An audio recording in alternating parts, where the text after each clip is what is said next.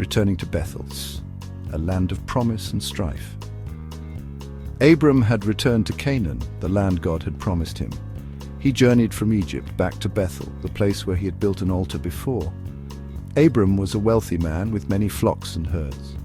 His nephew Lot also traveled with him, and Lot too had become prosperous. The land could not support both Abram and Lot with their vast herds. Their herdsmen began to quarrel. The land was not big enough for them to live together peacefully. Abram loved God and wanted to follow God's leading. He also loved his nephew and wanted to do what was right.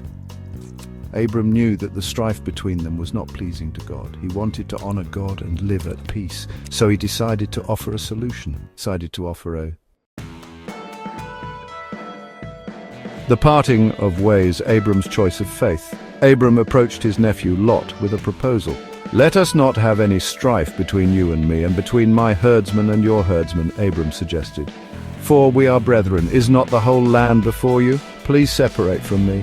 Lot looked out over the land before him. He saw a well-watered plain, like the garden of the Lord, all the way to Sodom and Gomorrah. Lot chose to move his family and flocks toward the east, near the cities of the plain. Abram, on the other hand, stayed in the land of Canaan. He chose to trust God, even if it meant receiving a smaller portion. Abram's choice revealed his faith. He could have chosen the fertile land for himself, but he trusted God to provide. A God of abundance, the promise of descendants and land. After Lot had separated from him, the Lord spoke to Abram, "Lift your eyes now and look from the place where you are northward, southward, eastward, and westward. For all the land which you see I give to you and your descendants forever," God declared. The Lord continued, "And I will make your descendants as the dust of the earth, so that if a man could number the dust of the earth, then your descendants also could be numbered."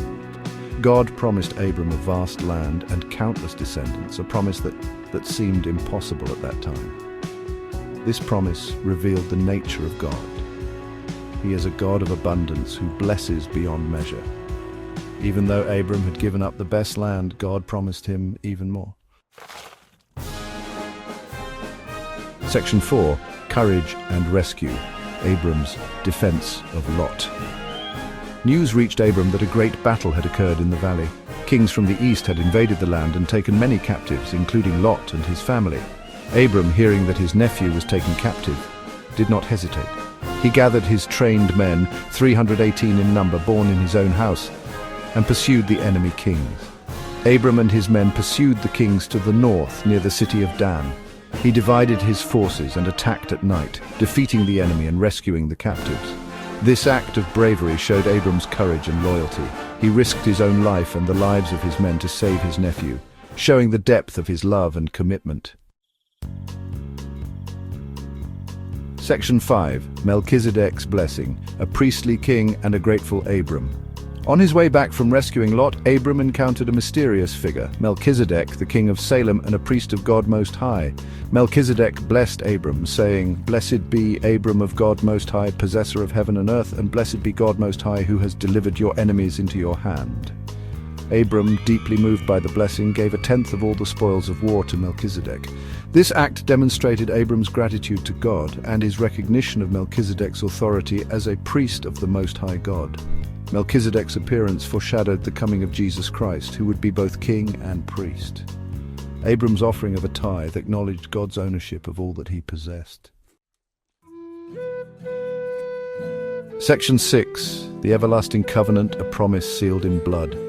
That night the Lord appeared to Abram in a vision, reassuring him, "Do not be afraid, Abram. I am your shield, your exceedingly great reward." God made a covenant with Abram, promising him numerous descendants and a land of his own. "To your descendants I have given this land, from the river of Egypt to the great river, the river Euphrates," God declared. The covenant was sealed with a symbolic act. Abram was to bring a heifer, a goat, a ram, a turtle dove, and a young pigeon.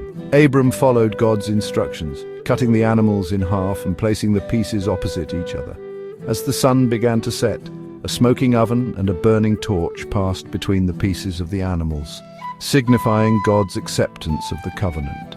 This covenant was not based on Abram's merit, but on God's grace. It was a promise that God would fulfill, regardless of Abram's actions. This covenant stands as a testament to God's faithfulness and his enduring love for his people.